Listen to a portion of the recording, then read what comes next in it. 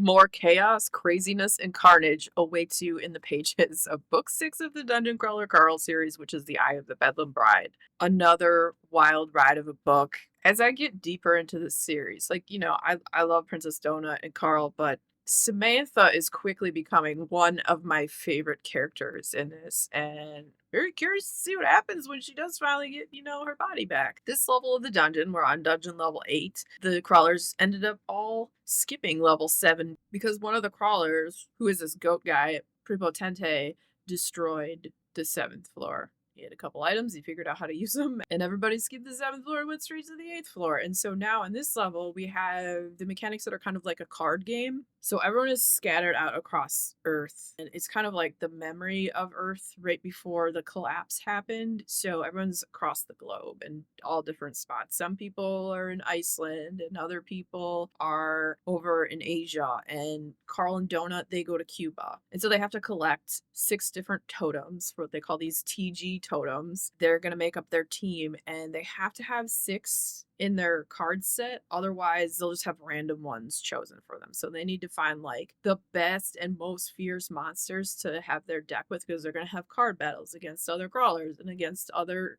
creatures and monsters inside the dungeon, which is kind of outside, but it's still inside. It's like on a memory of what Earth was. And you have like also these like memories of people and stuff going about the towns and different stuff. Carl and Donut get there. They go out and they're going to try to collect some of the toughest, hardest, best monsters for their deck. And one of those ones that they're going to try and get is this Shy Maria, which is like half god, half monster, something else. And it's this giant like spider. How they're going to face off against something that's like half god, who knows? You'll have to read it to find out. And it's quite the interesting read. And it's quite interesting what ends up happening with Shy Maria as they build their deck and some of the different like monsters and creatures that they capture along the way. And so you also get into too some of the politics of what's going on as well. So Princess Donut has this whole like princess posse of people, and they've all like put all their funding together, and through this, that, and the other, Carl and Donut were able to become warlords and become part of the faction wars. So they have a vote and a say on what's happening and some of the stuff in the dungeon and whatnot. So the whole thing with Shy Maria too, Carl had sent Samantha, which is the god or demigod, they believe, that's in this talking sex doll head. She's just a head, and she rolls around. Sometimes she floats, sometimes she kind of flies and whatnot. And she seems to be getting stronger as the floors go on, and she's become this weird part of Carl and Donut's team. He sends her on a recon mission to go like scope out different stuff, but she's also trying to find a mage because she needs someone who can transfer her into the body that Carl has, that he had gotten from the prior level of the dungeon, which was one of the elite characters' tattoos. She had all these tattoos that would come to life when she fought, and one of them I think was like the body of like her mother or something like that, but it was a tattoo, and that's the body that Samantha wants to take someone to be able to transfer her into that. And so she's kind of like on this mission, sort of doing what Carl wants, but also at the same time trying to find someone who can help her. And so she finds Shy Maria, and at first Shy Maria eats her, and then eventually they somewhat become friends, and stuff gets all weird.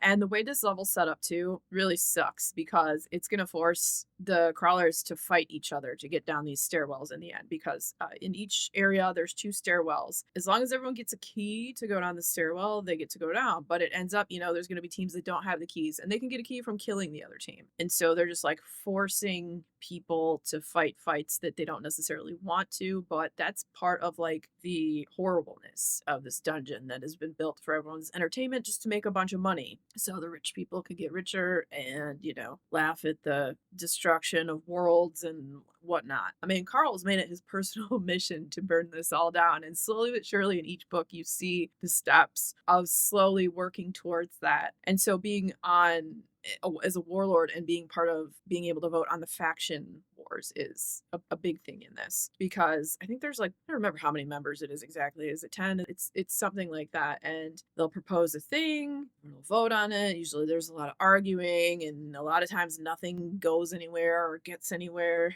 The AI that runs the crawl is becoming more self-aware and sentient and starting to not listen to the people that are in charge and this, that, and the other, but then they start to bargain with the AI that's running it, and it's chaotic. The card battles in this are gruesome and interesting and weird, and some of the different people that they or people or NPCs or whatever that they end up putting in their deck are quite interesting. You know, you have like, different like animal NPCs, and then you have other ones that are like there's this one Orisha that they end up getting this like the Lord of Smallpox or whatever. You can't get too close to him because then you'll get some sort of crazy disease from this guy and all kinds of like crazy chaotic stuff. And then you also have the dynamic of how this dungeon likes to just put people against each other who like are friends and who have worked together on a team and all that stuff. And that kind of happened in the last book. At the end, something happened with Katia, who had been a big part of Carl and Donut's team. And like Carl and Donut have really been working together with a lot of people in the dungeon, which doesn't seem to be a thing that was normal in past crawls because they're always trying to pit people against each other. And Carl and Donut have really just become like a symbol of hope for a lot of people. And so for the next floor, they've been amassing this like army that they have that they had sent down from the prior floor. They sent this whole like castle, a lot of people and different stuff to become part of their army. What they want to do is get it so the faction wars, there's this whole like thing with like these ascendancy games and different stuff where the rich people will buy in and then they'll fight and kill crawlers and like they'll be there, but they never really face actual death. And so what Carl is trying to do is to get that turned off so that they actually have to come in and fight for their lives. Because what's their risk if they come in and it's not even meaning anything? So that's what they're trying to do. They're trying to get people on their side, and there's so many moving parts to this. It's emotional, it's gritty, it's ridiculous, it's effed up, it's gory, it's gruesome, it is fast paced. Like there's not a dull moment in these books. I was going through like what the ones I've read so far, and I think like I rated most of them 5 stars. This one might be my favorite. I know a lot of people said The Butcher's Masquerade, but this one, it just gave me this feeling of hope for these characters and what's happening, and the fact that I really do hope they burn all to the ground. You will not break us. Nah, I'm gonna just keep yelling and screaming about how great this series is. If you like out of left field, weird fantasy that's kind of like a RPG D&D style with all kinds of like video game style elements to it and crazy monsters and characters that you find yourself surprised that you love so much. Like I said, Samantha's become one of my favorite characters in this. I love her so much. I don't even know what would the team be without her. Less I will kill your mother going on, I guess. They also in this they try to find like the worst memories and things that people have experienced in their lives to try to break them. And that's like the whole thing throughout this. They're trying to break these people and to have them have like complete either collapse or emotional response or whatever, anger, this, that, and the other. I've been barreling through this whole series, and